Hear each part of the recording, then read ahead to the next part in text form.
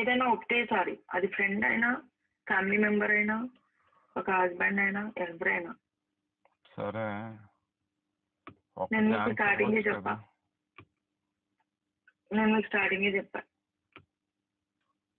నేను ఏమో మీరు ఎంతమందితో మాట్లాడారో ఏమో నాకు తెలియదు. నాకు వద్దు. పర్ఫెక్ట్ అంటే పర్ఫెక్ట్గానే ఉండాలి. అది ఎవరైనా కూడా ఒక్కసారి నా దగ్గర తేడా వస్తే నేను మళ్ళీ వెనక్కి తిరిగి చూడలేదు ఇప్పటి వరకు, చూడను కూడా.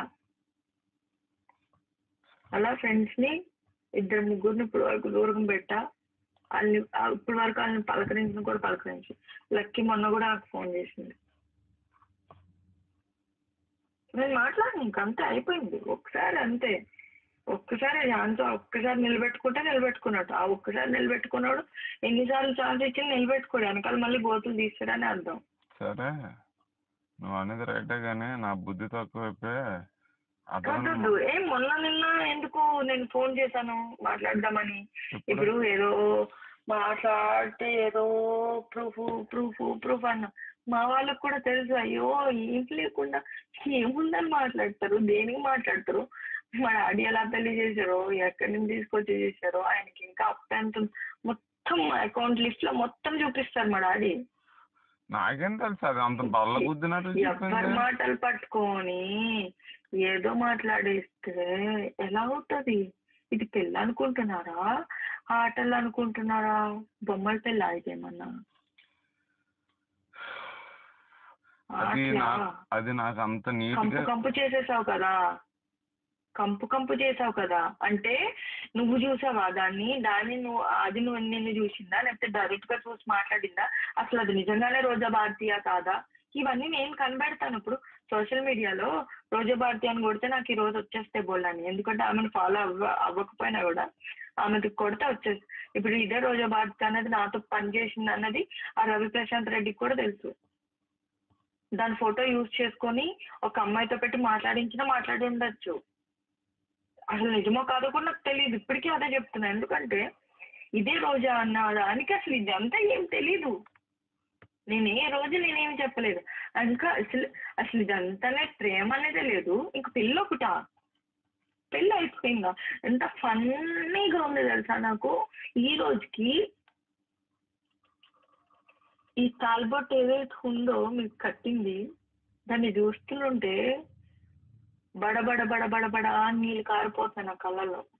పెళ్లి వాల్యూ తెలిసిందాన్ని, ఎథిక్స్ తెలిసిందాన్ని, ప్రేమ వాల్యూ కుటుంబం వాల్యూ తెలిసిందాన్ని.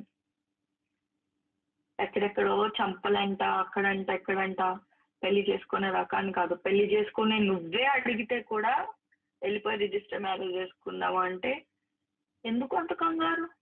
2 నెలలు కదా, ఆగండి. ఏమంత కంగారు?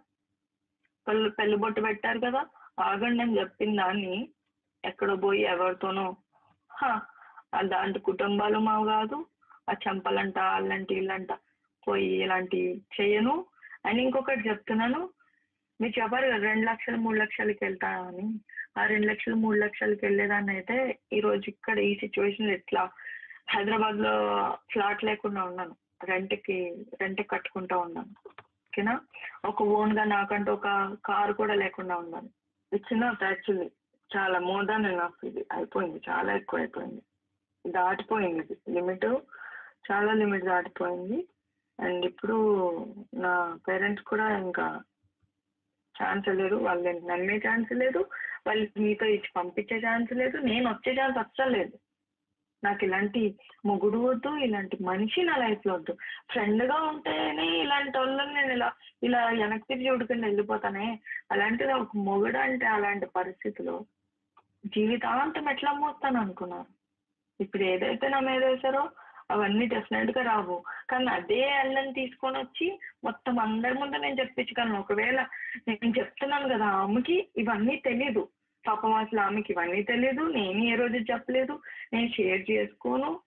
ఎవరో పోయి ఇలా ఒక సైకో ఉన్నాడు, ఒక సైకో నా వెనకాల ఇలా తిరిగాడు, పెళ్లి ప్రేమ అన్న మాట కూడా రోజాకు నేను చెప్పుకోలేదు ఏ రోజు.